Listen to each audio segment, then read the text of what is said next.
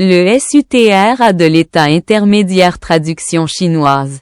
Zhu Pho-Nyen, moine bouddhiste de la dynastie Qin postérieure traduction vietnamienne. Non Jing Guan volume 1 chapitre 1 Les 5 vœux du TATHAGAT d'enseigner dans l'état intermédiaire ainsi ai-je entendu. Un jour, le Bouddha se trouvait à 49 pas au nord de Kapilavastu. Le 8e jour, à minuit, alors que l'étoile du matin venait de se lever, le Tathagata quitta instantanément son corps brisé et ses reliques, conformément aux 5 vœux des Bouddhas.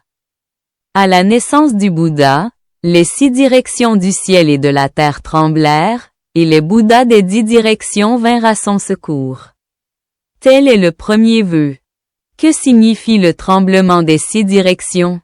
Lorsque l'Est se lève, l'Ouest se couche. Lorsque l'Ouest se lève, l'Est se couche. Lorsque le Nord se lève, le Sud se couche. Lorsque le Sud se lève, le Nord se couche. Alors, lorsque les 4 directions s'élevèrent simultanément, le centre s'affaissa, et lorsque le centre s'élevait, les 4 directions s'affaissaient. Dès que le Tathagata fit 7 pas, le monde trembla et les Bouddhas des 10 directions vinrent à son secours. C'est le 2e grand vœu. Le Tathagata se rendit au pied de l'arbre de la Bodhi et s'assit en position du lotus. Il fit le vœu suivant. Si je n'atteins pas l'éveil, je ne quitterai pas ce lieu. À cet instant, le ciel et la terre tremblèrent et les Bouddhas des 10 directions vinrent à son secours. C'est le 3e grand vœu. Le nom du Tathagata, Mara, bien qu'entendu, ne l'effraya pas. À ce vœu, le ciel et la terre tremblèrent et les Bouddhas des 10 directions vinrent à son secours. C'est le 4e grand vœu. Le Tathagata renonça à sa vie, manifesta le nirvana et entra dans l'état intermédiaire pour enseigner aux êtres sensibles. À ce moment, le ciel et la terre tremblèrent, et les Bouddhas des 10 directions vinrent le louer. C'est le 5e grand vœu.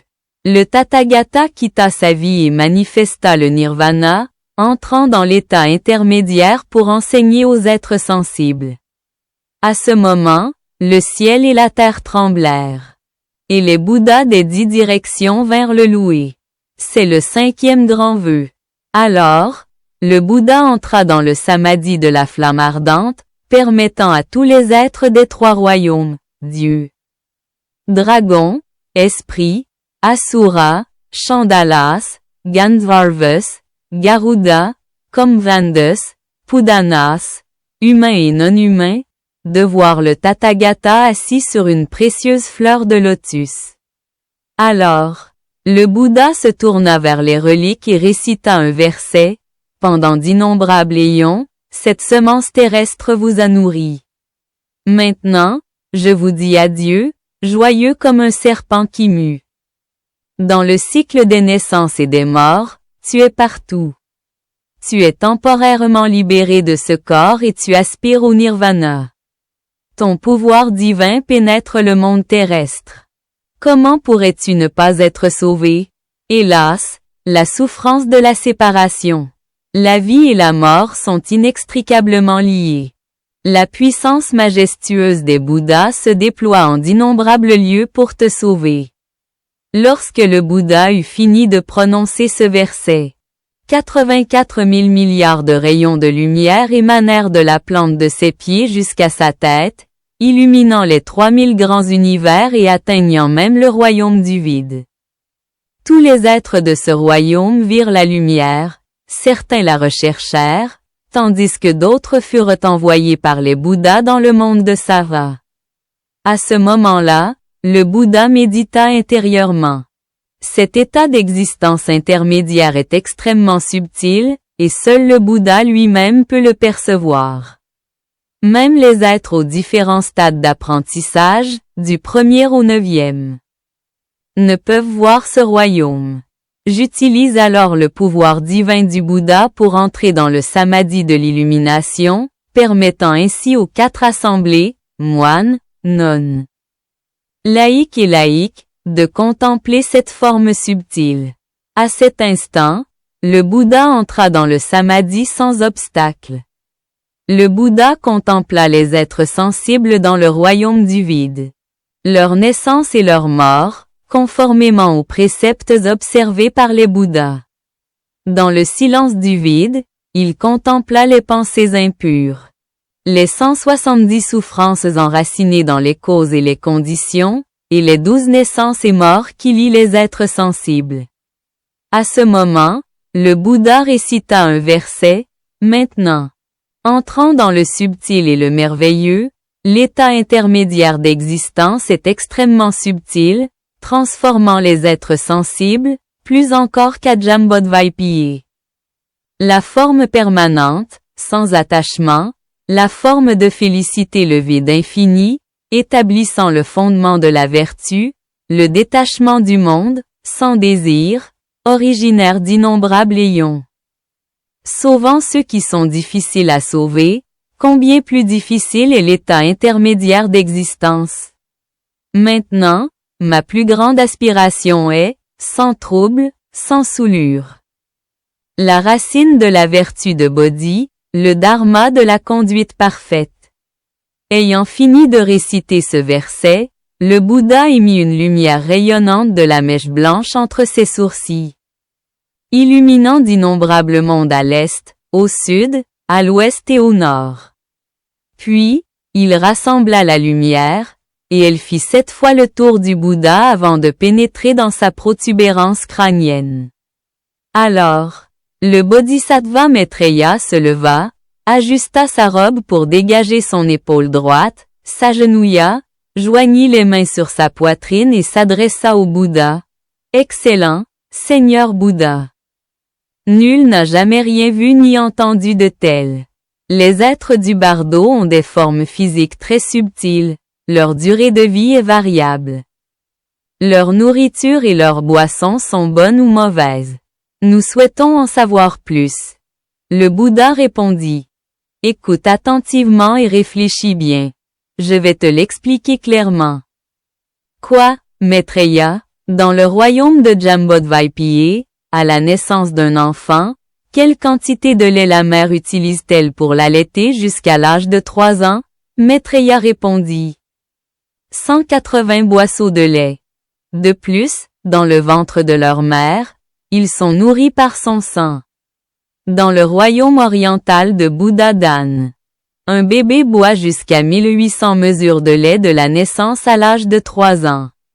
Dans le royaume occidental de Kudani, un enfant boit jusqu'à 880 mesures de lait de sa naissance à l'âge de 3 ans.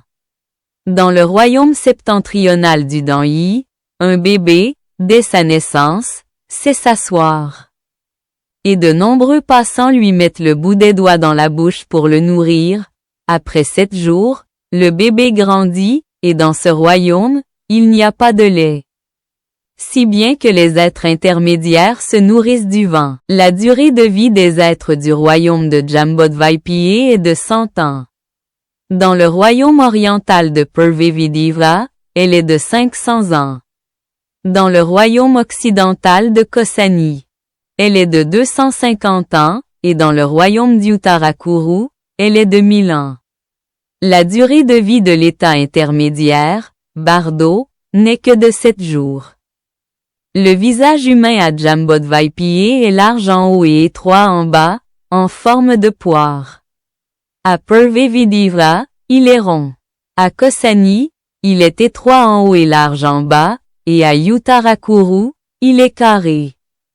L'apparence des êtres dans l'état intermédiaire est semblable à la transformation du ciel de l'existence. Dans ce royaume, le nom du Bouddha Shakyamuni a complètement disparu. Le Bouddha, merveilleux éveil, apparaît dans le monde, possédant 10 titres. Tathagata, Ara, Samyak Sambuddha, Vidyakarana Samgraha, Sugata, Lokavid, Anutara, Purusa Samgraha, Deva Manusya Sattva. Bouddha Bhava. Dans le vide, il siège sur une précieuse fleur de lotus, rayonnant de la lumière de sa langue et illuminant 87 milliards de royaumes à l'est. Cette terre est appelée Ua. Et le nom du Bouddha est Jiangu. Il utilise le véhicule unique pour enseigner aux êtres sensibles. Apercevant une lumière nouvelle, le Bouddha demanda aux bodhisattvas et à leur suite. Voyez-vous cette lumière? Les bodhisattvas répondirent. Nous l'avons vue. Vénérable Seigneur, nous ignorons à qui appartient cette lumière, ce rayonnement qui brille sur ce monde. Le Bouddha dit alors, à 87 milliards de sables du Gange de la terre pure de l'Ouest, se trouve un monde appelé Bara, dont le Bouddha est Shakyamuni. Il s'est temporairement retiré, abandonnant son corps et ses reliques, et souhaite entrer dans l'état intermédiaire pour enseigner. C'est la lumière du Bouddha Miaoju. Le moment est venu pour vous de vous rendre dans ce royaume. À ce moment-là, 130 milliards de bodhisattvas de cette terre suivirent les enseignements du Bouddha et se rendirent à Bara. Le Bouddha leur dit alors, lorsque vous arriverez en ce lieu, accomplissez les rituels et faites des offrandes, ne soyez ni paresseux ni arrogants. Transmettez-lui mes salutations et saluez son œuvre missionnaire. Les bodhisattvas, ayant reçu les enseignements, s'inclinèrent aux pieds du Bouddha et firent 7 circumambulations. Soudain, ils ne virent plus le Bouddha, mais se trouvèrent dans le monde de Bhagavad Gita. À 87 milliards de sables du Gange du royaume du Sud, se trouvait un monde nommé Libération. Le Bouddha qui y régnait était le pur Tathagata, détenteur de 10 titres. Il demanda aux bodhisattvas, « Voyez-vous cette lumière ?» Les bodhisattvas répondirent, « Nous l'avons vue. Mais nous ignorons de quel Bouddha brille la lumière sur notre monde. » Le Bouddha dit alors, « À 87 milliards de sables du Gange du royaume du Nord se trouve le monde de Bhagavad Gita, dont le Bouddha est Shakyamuni. Il est maintenant dans l'état intermédiaire du Nirvana, ayant abandonné son corps physique et ses reliques, et souhaite entrer dans ce monde pour y enseigner.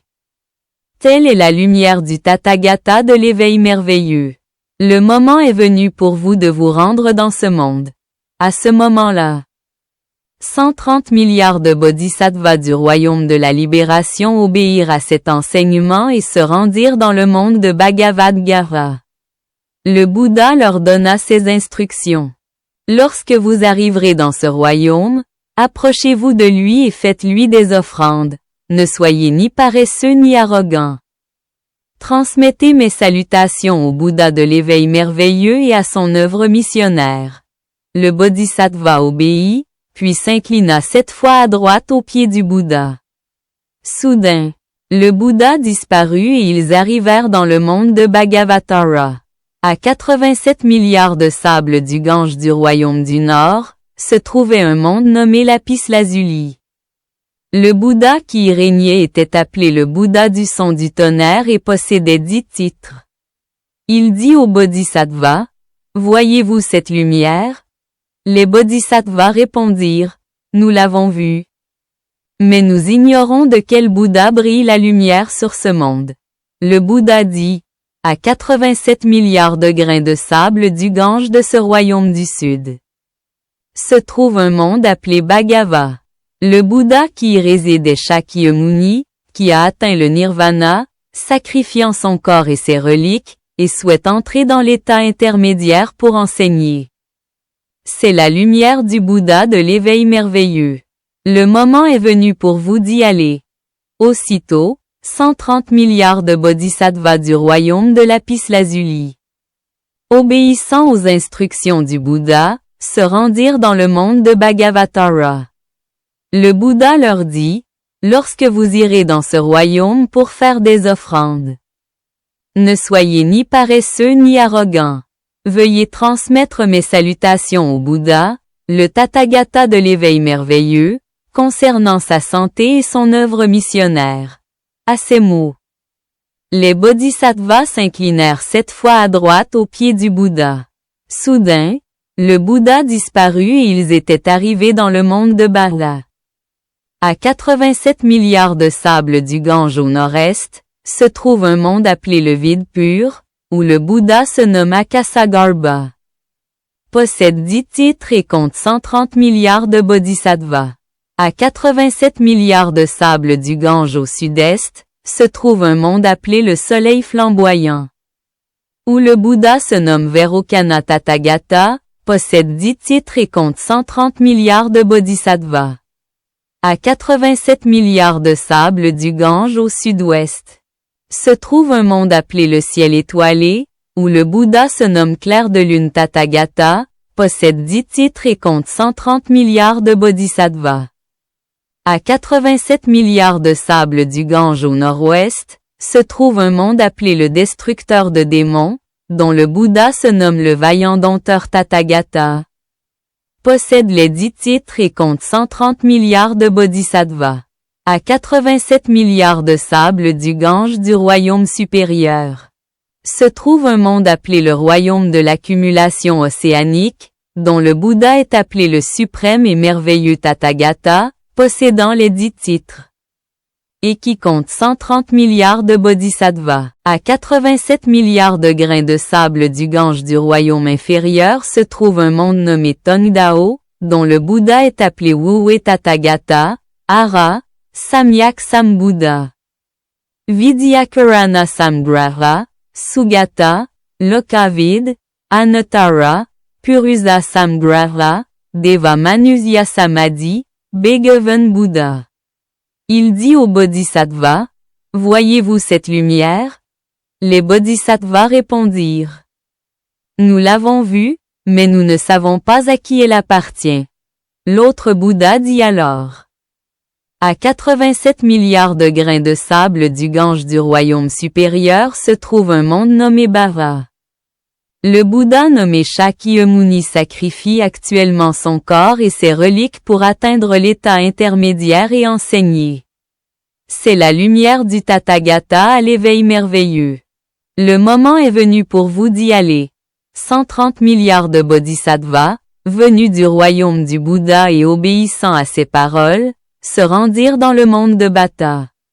Le Bouddha leur dit, « Lorsque vous irez dans ce royaume pour faire des offrandes, ne soyez ni paresseux ni arrogants.